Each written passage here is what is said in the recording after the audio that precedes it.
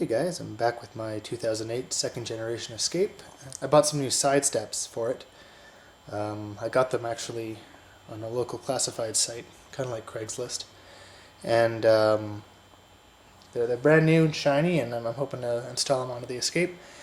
And just like my last video where I replaced the stereo, I have never done this before, so I figured I'd take the camera out and document the process to see if we can't get through it together, and maybe I'll help someone who's trying to do it on their own in the future. Step 1, we have to remove the screw on the back of the wheel well. It's called the sheet metal holding screw. That's what it says in the instructions.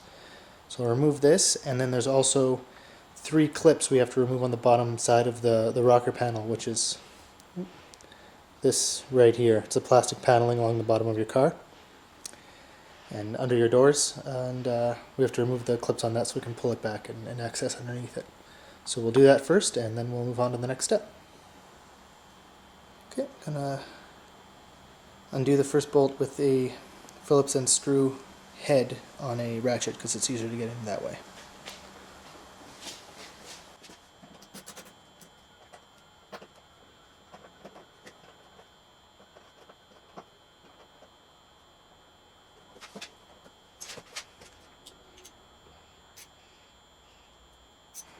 Okay, the second part of step 1, which is removing the first 3 clips on the other side, on this side of the rocker panel, on the underside, there's these clips. Now they're supposed to screw out, but they wouldn't. I had to actually drill them out, so probably going to need to replace these, get some replacement clips to put them in after. But so yeah. Just to summarize, I removed the 1 screw here and the 3 clips on the bottom near the front on this side. I'm going to do the other side now, and then we'll look underneath and see what the next step is. Okay, great. So now that I've done that on both sides, this front portion of the rocker panel I can actually pull out, and I'll show you what I mean by pull out.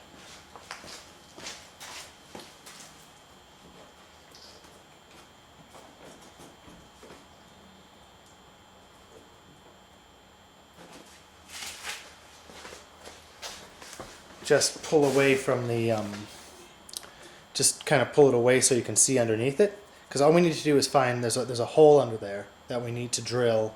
We need to access the hole in the frame, but there's no hole in the rocker panel.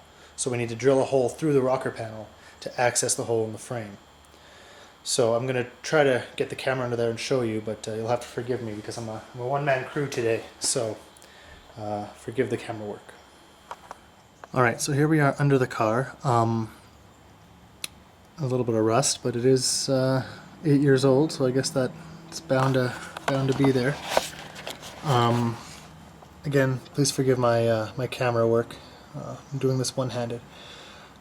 So this is the front of the car. We're facing the front, and we're going to pull this plastic molding forward so we can see up underneath at the underside of the frame here.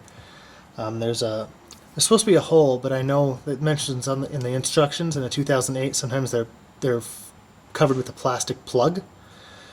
So I might have to remove that, but let's see if we can find it really quick on the camera. Again, you'll have to bear with the angles here.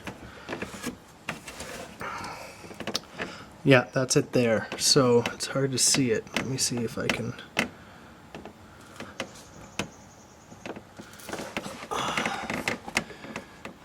So that's it there. It's very hard to tell on the camera, but you see right in the middle of the screen there, there's looks like an X on a small circle thing. That's a plastic plug. So we'll remove that plug from the hole, and then we'll match up a hole where it would line up and drill through the rocker panel here so we can apply the bracket in this position.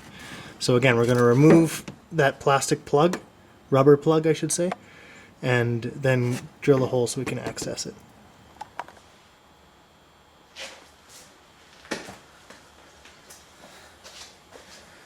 Alright, so I used a block of wood to pry it open so I could use both hands, and then I was able to just peel out the plastic plug. So I'll do that to the other end, or the other side I should say, and then I'll go about drilling a hole so it lines up with the hole that this was covering. Okay, so now that I have the plastic coverings removed to the holes in the frame, we're going to need to drill a hole so we can fit this 10mm threaded screw up into the hole and then down, and that's going to hold part of the bracket through the plastic rocker panel right around there. So we're going to need to drill a hole that'll fit this through the rocker panel when it's back in position.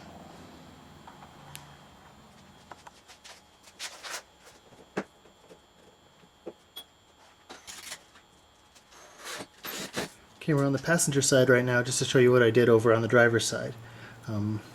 This bolt, so there's the hole there. You can see it a little better right now, I think. Is that the hole? Make sure. That's not the hole. That's the hole. Jeez, my goodness. Okay, yeah, there's the hole. So this is going to fit up inside of here. It's hard to do this with one hand. I might not be able to do it, but essentially, let's assume this is the hole. This would go up in like this and hang. Obviously it's over here. This isn't the hole to use, but this is an example. And you want to drill a hole so this will fall through this plastic. The hole is there. So we'll drill a hole right about here, but make sure it's a lot larger, or considerably larger. Maybe not a lot, but big enough so this can fall through freely, because otherwise you might push it up in there and lose it if the hole's too small and you try to thread it through, because there's nothing to hold it, right? It's dangling. So the hole's got to be big enough that it'll loosely go in while still being tight enough that not a lot of crud will get in around it once it's all put together. So that's what we did on the other side. Let's go take a look at the finished product.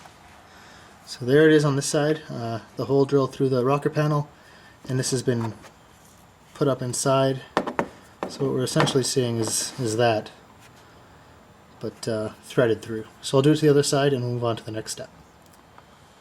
Alright, so now that we have that done, we could put the screw back in the front, and if you didn't damage your clips, I did, you could put the clips back in, but I'm going to have to get some replacements at a future time. Okay, so now that we've got those bolts put in and the rocker panel is secured back in place, you should probably have all the screws underneath or the clips put back in. I don't, but I would recommend that you do. But my recommendation is that of an amateur, so take it as you will. The next step is to remove the two lower bolts here, as we can see, these two, and that'll hold the bracket at the back, while the recently added, where is it now? Yeah, where the recently added screw there will hold it near the outside. So we're going to remove those two on either side, and then we're going to attach the bracket. And I'll get the bracket now and show you where it's going to go. Okay, so here's the bracket, and that's, oh, it's on its side here. This is essentially how it's going to fit on the vehicle in this position. Those two holes at the back are going to go against the two bolts we were talking about just recently there. I'll zoom in on them. Those two lower holes there. And then this hole on the side will actually be held up using this L bracket onto the screw we just added there, the bolt I should say. And then this will be latched onto the side like so. And this will hold the bar itself. So I'm going to go ahead and attach this as per the instructions on both sides, and then I'll show you what I did and how I went about it. But it's pretty straightforward at this point. Okay, we've got the brackets installed for the front. As I mentioned, we've got the two bolts at the back, and then the L bracket to the top of the new, or sorry, to the underside of the new bolt we installed. And this is where the step itself will rest. So now we have to move on to the back and somehow apply it to the back. Okay, so now at the back of the vehicle, we have this bracket. This bracket is going to go with this hole, and this hole.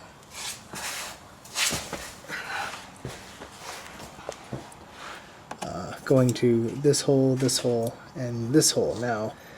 Now for this part, this is all still put together, but we're essentially going to stick this through one, so this whole bar is up underneath, behind. So we're going to have to thread it through, feed it through, and then deal with it from that side. So it looks like the bolts are welded to the back, so it shouldn't be too hard to get it in there and get the bolts attached properly. And I will do that on both sides and then show you what it looks like after the fact. Okay, so I got the back bracket on. I'll show you what it looks like underneath.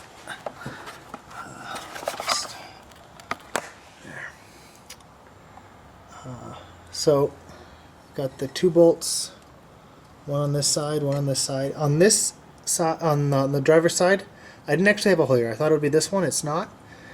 There's no hole here for it. It said there would be one there in the instructions, but there isn't, and that's only on the driver's side. On the passenger side, there was one, so I was able to hook it up with 3 bolts. But essentially, that's it. It's got these 2 on, and this is on pretty solid, I'd say. The front side isn't fully tightened yet, just because I was planning on having some room for adjustments if they're needed, but I'm going to move on to the next step, which I think we're finally able to start putting the bars on, so it's exciting stuff. Alright, got it bolted on and it's all ready to go. We are done. Essentially, I just grabbed the bolts and threw them on the brackets we put on, and tightened them up, and then I went back and I made sure that once it was level and I had it where I wanted it, it didn't take too much adjusting at all, actually. I just went back and I tightened every bolt there was and just made sure it was all nice and tight. The great thing about these is once you step on them, you'd know if they're getting loose. So I would always make sure, every 6 months or a year, just get back under there and tighten them up again, make sure they're nice and tight. I'd also use Loctite. I'll show a picture of it on the video right now, but it stops bolts from coming loose from vibration. I used it a lot when I used to have a motorcycle, and I used it on my mods for that. It stopped bolts from vibrating loose and nuts and things like that. So yeah, let's just take a look at how they look. There we are. They are on. I'd say they look pretty good. I like them a lot, and they went on pretty quick. It only took maybe an hour and a half, and most of it was just prepping and getting the instructions understood and things like that. So yeah, it was a pretty easy process, and like I said, I got them used on a Craigslist type site, and it was well worth the $30 I paid for them, considering that apparently they cost the guy $300. So, but he sold the vehicle before he had them on there. So, yeah, it's great. I'm happy, and I hope maybe this helps you install them on yours if you have something similar. If you have any questions, just let me know in the comments, and I'll do my best to answer them. Thanks for watching.